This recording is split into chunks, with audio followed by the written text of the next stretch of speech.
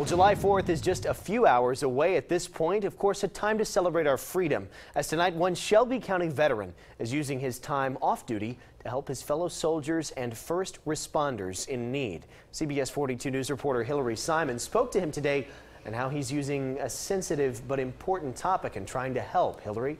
Yeah, Jack, the topic is mental illness and what happens to soldiers and first responders after they hang up the uniform. Retired U.S. Air Force Colonel Chris Strickland is part of a foundation that brings awareness to this issue.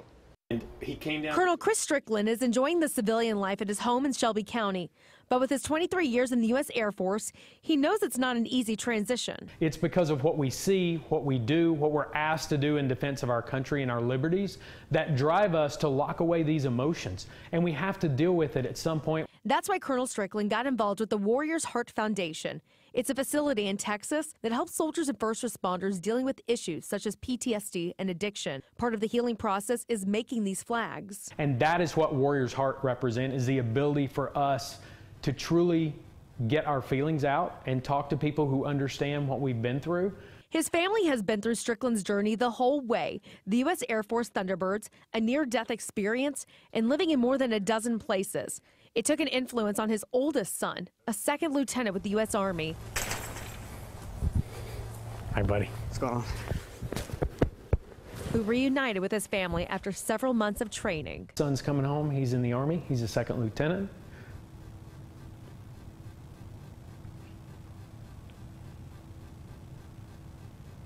It's emotional. That emotion is a huge part of the foundation he's so dedicated to. Just the pride he showed and the caring he showed for his branch of the military really inspired me to become an Army officer. We need to make sure that we take care of them once they finish taking care of us. And on this July 4th, the Stricklands get to be together and celebrate the freedom they have dedicated their lives to.